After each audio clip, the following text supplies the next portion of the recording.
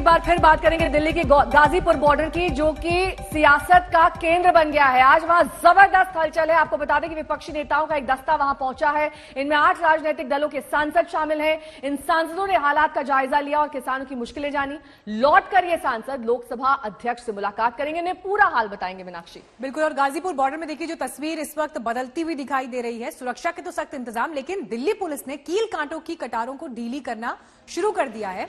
Delhi police का यह कहना है कि इन्हें नए सिरे से लगाया जाएगा, यानी अभी ये साफ नहीं है कि गाजीपुर बॉर्डर से सुरक्षा कम की जाएगी या नहीं। इस बीच जो ये 8 दलों के सांसद यहां पहुंचे थे, ये रिपोर्ट सौंपेंगे लोकसभा अध्यक्ष को। राज्यसभा में अलग से चर्चा जारी है। तो अब आंदोलन के कई पहलू यहां पर दिखाई दे रहे हैं। एक तरफ संसद में जब चर्चा चली तो आरजेडी के सांसद मनोज झा ये कह रहे हैं किसी एक ट्वीट से हमारे देश का लोकतंत्र कमजोर नहीं होता, लेकिन विमर्श की जरूरत है, विमर्श कमजोर नहीं होना चाहिए। तो वहीं गाजीपुर बॉर्डर की ये तस्वीर आप देख रहे हैं। जींद में कल महापंचायत हुई, जहां पर युवाओं से आह्वान करते हुए राकेश टिकैत दिखाई दिए। सवाल ये भी उठ रहा है कि ये राकेश टिकैत वर्सेस सरकार क्या ये लड़ाई हो गई है? और अंतर्राष्ट्रीय मंच पर विदेशी मीडिया की जो नजर है और कुछ अंतर्राष्ट्रीय जो स्टार्स हैं उन्होंने जिस तरह के ट्वीट किए, उसके बाद हिंदुस्तान में भी खिलाड़ियों की तरफ से, फिल्म स्टार्स की तरफ से, अलग अलग पक्षों की तरफ से उसका पुरजोर विरोध दिखाई दिया कि ये हमारा आंतरिक मामला है, हमारे देश का मामला है और इसमें हम किसी भी विदेशी का कोई भी विचार या उनकी बात उनकी बात के जरिए भारत को कमजोर नहीं होने देंगे।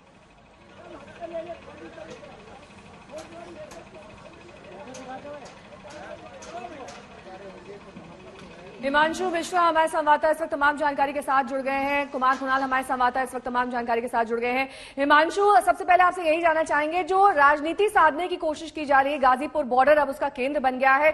कौन कौन से नेता वहां पहुंचे, क्या कुछ उन्होंने देखा, क्या समझा, किससे बातचीत की और इसी के आधार पर उन्हें रिपोर्ट भी सौंपनी है?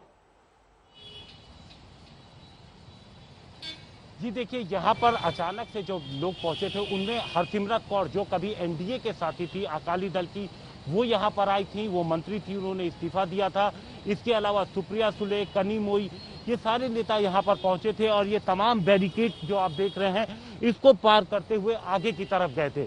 जब हमने उनसे बात की तो उनका ये कहना था, जो हरसिमरत कौर है, कि इस तरीके की बैरिकेडिंग, इस तरीके की सुरक्षा तो भारत पाकिस्तान के बॉर्डर पे भी हमने नहीं देखी है, जो यहाँ पर देखने को मिल रही है। और दूसरी चीज जो उन्होंने कही वो सबसे कि जो नागरिक मूलभूत की सुविधाएं हैं, चाहे बिजली हो, पानी हो, इसे काट लेना बिल्कुल भी जायज नहीं है, ये बंद नहीं होनी चाहिए। तो ये तमाम चीजें यहाँ की जो देखे हैं वो आगे जाकर के वो रिपोर्ट सौंपेंगे। तमाम नेता यहाँ पर पहुंचे थे और जो बैरिकेडिंग हम आपको दिखाते हैं, जो गाजीपुर है, आप देखिए यहाँ पर उनका के नेताओं के मुताबिक 13 लेयर बैरिकेडिंग की गई है।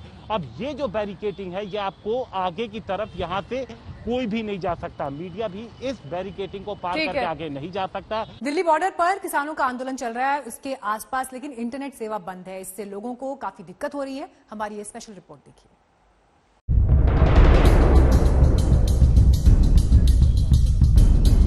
ऐसे कटीले तार दिल्ली के बॉर्डर पर इसलिए लगे हैं ताकि आंदोलन करते किसान अचानक कभी दिल्ली की तरफ ना बढ़ सके। लेकिन इन तारों से भी ज्यादा नुकीला दर्द सिंघू बॉर्डर के पास इंटरनेट बंदी के कारण आम आदमी उठा रहे हैं। इंटरनेट से चलने वाले व्हाट्सएप पर ही आपने मैसेज पढ़ा होगा, मोबाइल में इंटरनेट और जेब में पैसा ना हो तो लोग गेम खेलने लग जाते हैं। कुछ यही हरियाणा में सिंघू बॉर्डर से सटे जिलों में हो रहा है। संवाददाता तनुश्री पांडे के साथ आज तक की टीम ने सिंघू बॉर्डर के पास से लेकर सोनीपत और रोहतक तक इस बात की पड़ताल की कि इंटरनेट बंद होने से आम आदमी क्या परेशानी उठा रहा है। जैसे सिंघू गांव में रहने वाली 22 साल की साक्षी के भविष्य पर इंटरनेट बंदी का असर पड़ रहा है। बीएससी में पढ़ती हैं, मार्च में इम्तिहान है, ऑनलाइन क्लास और पढ़ाई दोनों ठप। नहीं हो पा रही ना अभी पढ़ाई। ऑनलाइन पढ़ाई आप कर रहे थे, तो अगर अभी इंटरनेट कितने दिनों से बंद है साक्षी? 5-6 दिन हो गए हैं। बिल्कुल इंटरनेट नहीं आ रहा है? बिल्कुल नहीं आ रहा है। तो कैसे बीएससी की इतनी ज्यादा पढ़ाई होती है, किस तरीके से आप कर पा रहे हैं? नहीं हो पा रहा है ना, अभी बंद है तो बिल्कुल भी नहीं हो पा रहा है। उससे तो बिल्कुल बंद है, फोन नेट बिल्कुल बंद कर रखा है, अभी तो बिल्कुल नहीं हो पा रही पढ़ाई वढ़ाई। तो कैसे आप, अब पढ़ाई आपका छूट जाएगा तो अभी एग्जाम्स आ रहे होंगे, आई एम श्योर। हाँ, कैसे मैनेज कर रहे हो? एग्जाम मार्च में एग्जाम है, तो कैसे मैनेज कर पाएंगे? नहीं हो पा रहा है ना अभी, तो क्या बोले अभी।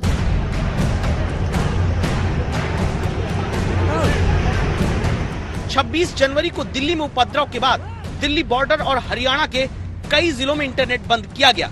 अब सिंघू बॉर्डर के पास रहने वाले कारीगर अतुल कुमार पूछते हैं, घर कैसे पैसा भेजूं? इंटरनेट तो बंद है। मम्मी पापा बीमार है तो वहाँ पैसा भेजना है। कहाँ पे रहते हैं मम्मी पापा? यूपी में। अच्छा। हाँ, लखीमपुर जिला। हाँ, तो मतलब आजकल तो सब मोबाइल से पैसा चला जाता है। सब मोबाइल से चला जाता है पैसा। तो वो आप नहीं भेज पाए? नहीं भेज पाए अभी, अब नेट ही नहीं चल रहा तो भेजेंगे कहाँ? सब कुछ तो ऑनलाइन कर दिया गया। तब सिंघू बॉर्डर के पास के गांव में रहने वाले मनीष का सवाल है, पढ़ाई कैसे करें, नौकरी का फॉर्म कैसे ऑनलाइन भरें? जॉब वगैरह देखनी पड़ती है। अब यहाँ पे रह के अब किसके पास क्या करें, फॉर्म अप्लाई करना पड़ता है। ठीक है, हर तरीके की, क्योंकि मैं जॉब देख रहा हूँ आर्मी की, तो दिक्कत होती है कि हम मतलब देख नहीं पा रहे कुछ भी तरीके से, ऐसे घर में बैठे हैं। संवाददाता तनुश्री ने जब आगे इसी गांव में अपनी रिपोर्ट को बढ़ाया तो पता चलता है कि मोनिका जैसी मिडिल क्लास फैमिली के बच्चे हों या फिर पवन कुमार जैसे रोज कमाकर रोज खाने का इंतजाम करने वाले नागरिक, हरियाणा में आंदोलन से तनाव की आशंका के चलते इंटरनेट बंदी ने इनका जीवन मुश्किल में डाला है।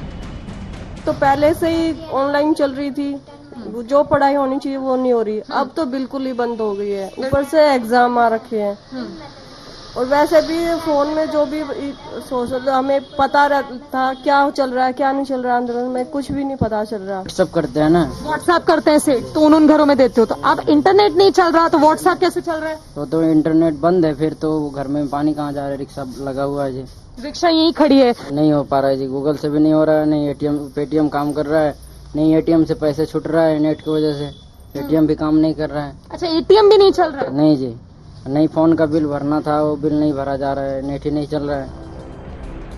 आंकड़े बताते हैं कि भारत दुनिया में इंटरनेट बंदी से आर्थिक रूप से सबसे ज्यादा प्रभावित होने वाला दुनिया का तीसरा देश है। साल 2019 में देश के कई इलाकों में कई बार इंटरनेट बंद होने से भारत और भारतीय नागरिकों को 9,245 करोड़ रुपए का नुकसान हुआ। रिपोर्ट के मुताबिक साल 2019 में भारत में 106 बार इंटरनेट शटडाउन किया गया। सिंघू बॉर्डर से तनुश्री पांडे के साथ ब्यूरो रिपोर्ट आज तक। कार्यक्रम में उपस्थित सांसद, विधायक और मेरे प्यारे भाई और बहनों, चौरी चौरा की पवित्र भूमि पर देश के लिए बलिदान होने वाले, देश के स्वातंत्र संग्राम को एक नई दिशा देने वाले वीर शहीदों के चरणों में मैं प्रणाम करता हूं, आदरपूर्वक श्रद्धांजलि देता हूं। इस कार्यक्रम में अलग अलग जिलों में शहीदों और स्वतंत्रता संग्राम सेनानियों के परिजन भी उपस्थित है। अनेक स्वतंत्रता सेनानियों के परिवार आज ऑनलाइन भी जुड़े हैं। आप सभी का भी मैं अभिनंदन करता हूं, आदर करता हूं। साथियों, 100 वर्ष पहले चौरी चौरा में जो हुआ वो सिर्फ एक आगजनी की घटना, एक थाने में आग लगा देने की घटना सिर्फ नहीं थी। चौरी चौरा का संदेश बहुत बड़ा था, बहुत व्यापक था। अनेक वजहों से पहले जब भी चौरी चौरा की बात हुई उसे एक मामूली आगजनी के संदर्भ में ही देखा गया, लेकिन आगजनी किन परिस्थितियों में हुई, क्या वजह थी, ये भी उतनी ही महत्वपूर्ण है। आग थाने में नहीं लगी थी, आग जन जन के दिलों में प्रज्वलित हो चुकी थी। चौरी चौरा के ऐतिहासिक संग्राम को आज देश के इतिहास में जो स्थान दिया जा रहा है, उससे जो जुड़ा हुआ प्रयास हो रहा है, वो प्रशंसनीय है। मैं योगी जी, उनकी पूरी टीम को इस काम के लिए बधाई देता हूं। आज चौरी चौरा की शताब्दी पर एक डाक टिकट भी जारी किया गया है। आज से शुरू हो रहे ये कार्यक्रम पूरे साल आयोजित किए जाएंगे।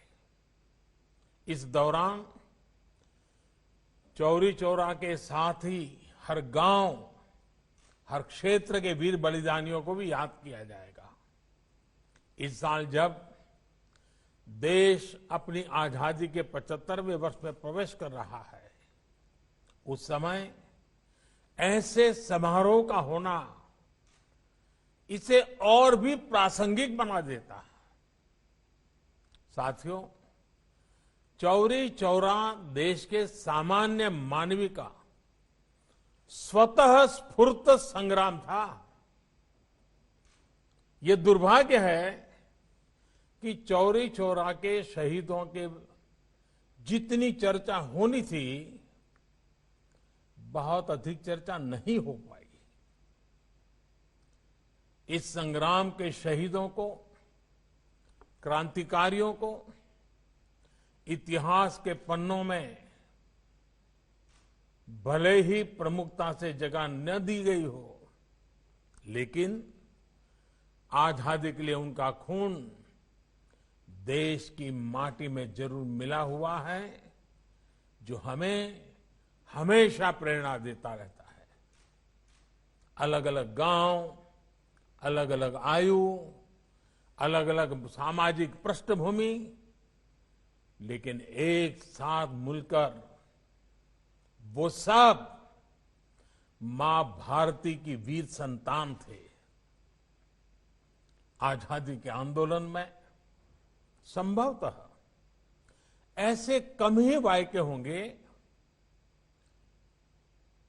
ऐसे कम ही घटनाएं होगी जिसमें किसी एक घटना पर 19 स्वतंत्रता सेनानियों को फांसी के फंदे पे लटका दिया गया हो।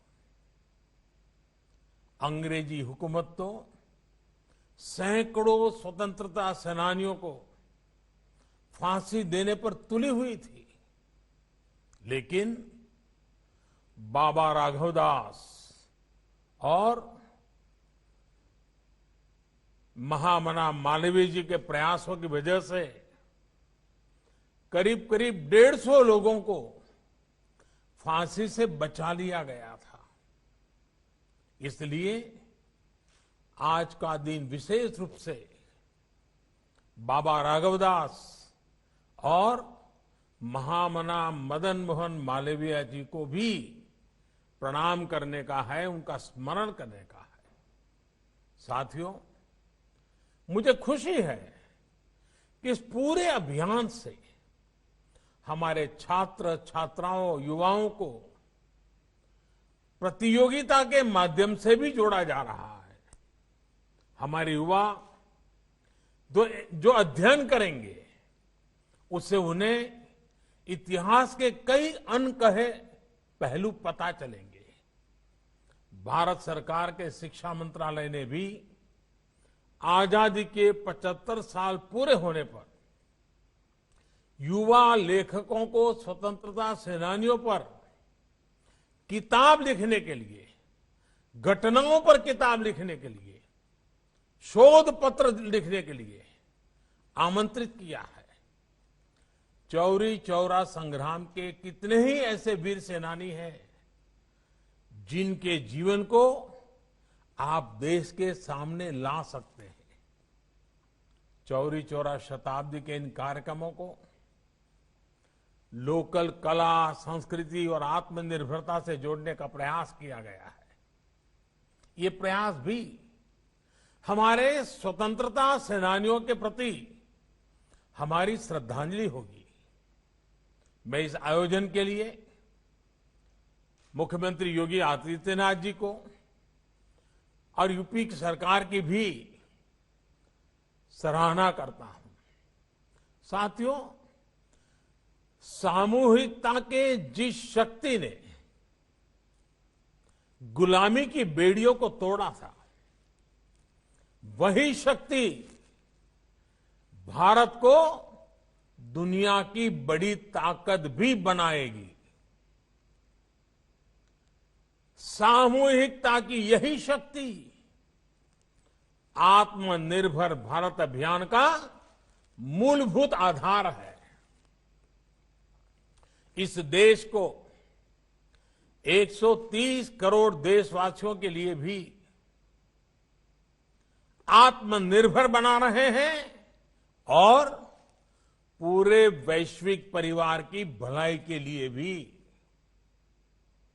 आप कल्पना करिए, इस कोरोना काल में जब भारत ने 150 से ज्यादा देशों के नागरिकों की मदद के लिए जरूरी दवाइयां भेजी, आज भारत ने दुनिया के अलग अलग देशों से अपने 50 लाख से अधिक नागरिकों को स्वदेश लाने का काम किया।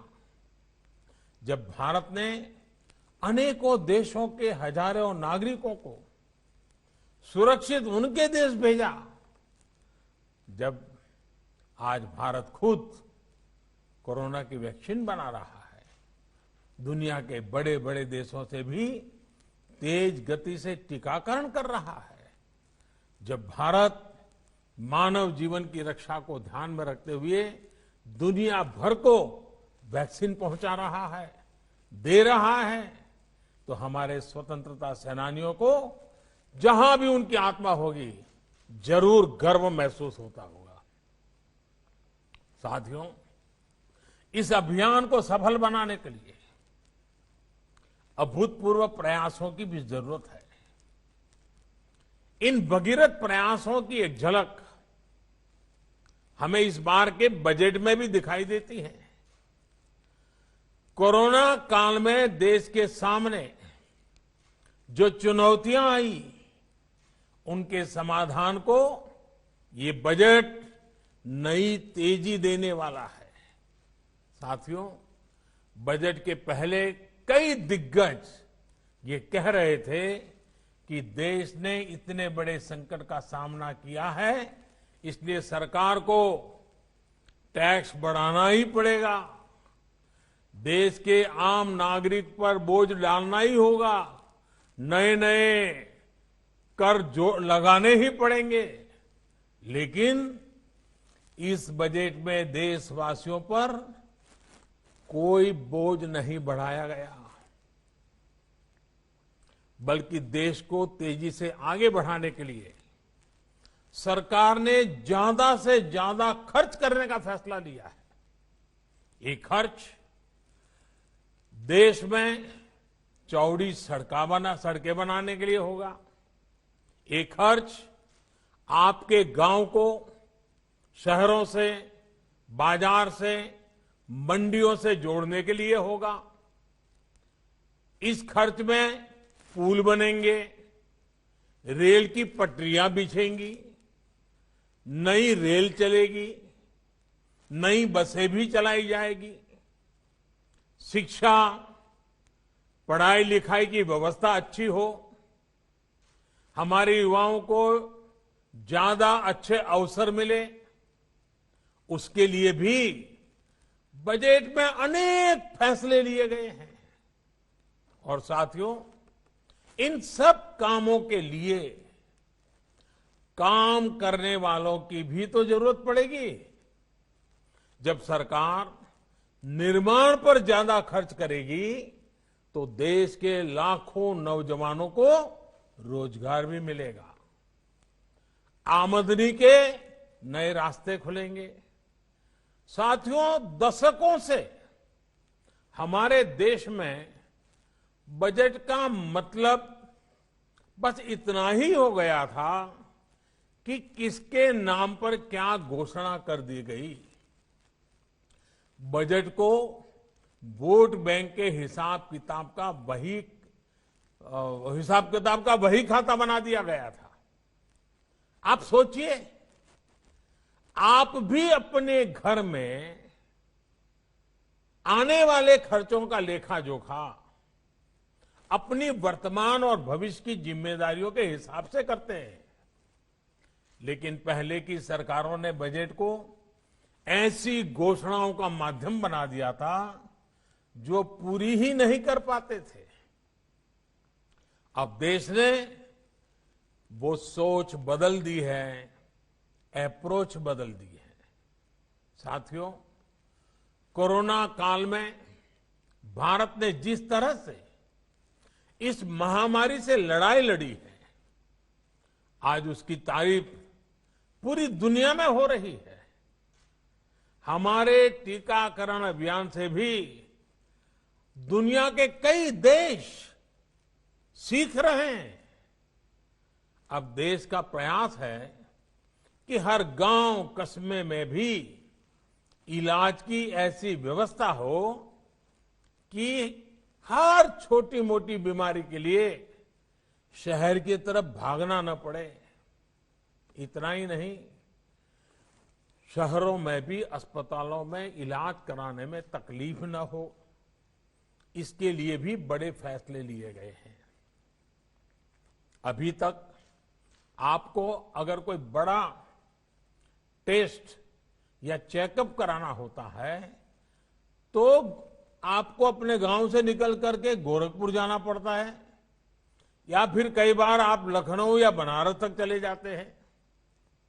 आपको इन दिक्कतों से बचाने के लिए अब सभी जिलों में आधुनिक टेस्टिंग लैब बनाई जाएगी। जिले में ही चेकअप की व्यवस्था होगी और इसलिए देश ने बजट में स्वास्थ्य के क्षेत्र में भी पहले से काफी ज्यादा खर्च की व्यवस्था की है। साथियों, हमारे देश की प्रगति का सबसे बड़ा आधार हमारा किसान भी रहा है। चौरी चौरा के संग्राम में तो किसानों की बहुत बड़ी भूमिका थी। किसान आगे बढ़ेंगे, आत्मनिर्भर बने, इसके लिए पिछले 6 सालों में किसानों के लिए लगातार प्रयास किए गए हैं। इसका परिणाम देश ने कोरोना काल में देखा भी है। महामारी की चुनौतियों के बीच भी हमारा कृषि क्षेत्र मजबूती से आगे बढ़ा और किसानों ने रिकॉर्ड उत्पादन करके दिखाया। हमारा किसान अगर और सशक्त होगा तो कृषि क्षेत्र में ये प्रगति और तेज होगी। इसके लिए इस बजट में कई कदम उठाए गए हैं। मंडियों किसानों के फायदों का बाजार बने, इसके लिए 1000 और मंडियों को इनाम से जोड़ा जाएगा। यानी मंडी में जब किसान अपनी फसल बेचने जाएगा तो उसे और आसानी हो जाएगी। वो अपनी फसल कहीं भी बेच सकेगा। इसके साथ ही ग्रामीण क्षेत्र के लिए इंफ्रास्ट्रक्चर फंड को बढ़ाकर 40,000 करोड़ रुपए कर दिया गया है। इसका भी सीधा लाभ किसान को होगा। ये सब फैसले हमारे किसान को आत्मनिर्भर बनाएंगे, कृषि को लाभ का व्यापार बनाएंगे। यहां यूपी में जो केंद्र सरकार ने जो प्रधानमंत्री स्वामित्व योजना की शुरुआत की है, वो भी देश के गांवों के विकास में अहम भूमिका निभाने वाली है। इस योजना के तहत गांव की जमीनों, गांव के घरों का कागज गांव के लोगों को दिया जा रहा है।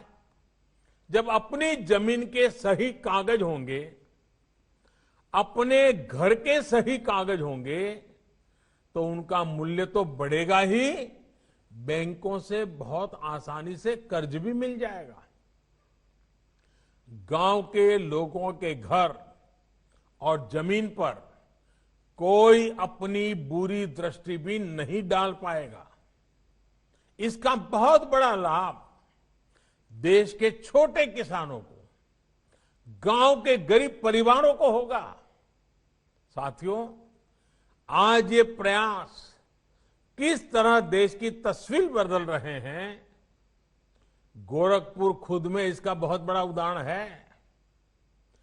क्रांतिकारियों की ये धरती कितने ही बलिदानों का गवाह ये क्षेत्र, लेकिन पहले यहां क्या तस्वीर होती थी? यहां कारखाने बंद हो रहे थे, सड़कें खस्ता हाल थी, अस्पताल खुद में बीमार हो गए थे। लेकिन अब गोरखपुर खाद कारखाना फिर से शुरू हो रहा है। इसमें किसानों को भी लाभ होगा और युवाओं को रोजगार भी मिलेगा। आज गोरखपुर में एम्स बन रहा है।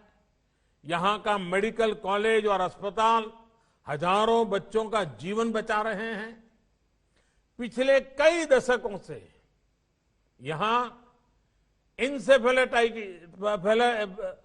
इंसेफेलाइटिस, जिसका उल्लेख अभी योगी जी ने किया, बच्चों का जीवन निगल रही थी। लेकिन योगी जी के नेतृत्व में गोरखपुर के लोगों ने जो काम किया, अब उसकी प्रशंसा दुनिया की बड़ी बड़ी संस्थाएं कर रही हैं। अब तो देवरिया, कुशीनगर, बस्ती, महाराजगंज और सिद्धार्थनगर में भी नए मेडिकल कॉलेज बन रहे हैं। साथियों, पहले पूर्वांचल की एक और बड़ी समस्या थी। आपको याद होगा, पहले अगर किसी को 50 किलोमीटर भी जाना होता था तो भी 3-4 घंटे पहले निकालना पड़ता था। लेकिन आज यहां 4 लेन और 6 लेन सड़कें बन रही हैं। इतना ही नहीं, गोरखपुर से 8 शहरों के लिए फ्लाइट की भी सुविधा बनाई गई है। कुशीनगर में बन रहा इंटरनेशनल एयरपोर्ट यहां टूरिज्म सेक्टर को भी आगे बढ़ाएगा। साथियों, ये विकास, आत्मनिर्भरता के लिए ये बदलाव आज हर स्वतंत्रता सेनानी को देश की श्रद्धांजलि है। आज जब हम चौरी चौरा शताब्दी वर्ष मना रहे हैं तो हमें इस बदलाव को सामूहिक भागीदारी से आगे बढ़ाने का संकल्प लेना है। हमें यह भी संकल्प लेना है कि देश की एकता हमारे लिए सबसे पहले है, देश का सम्मान हमारे लिए सबसे बड़ा है। इसी भावना के साथ हमें हर एक देशवासी को साथ लेकर आगे बढ़ना है।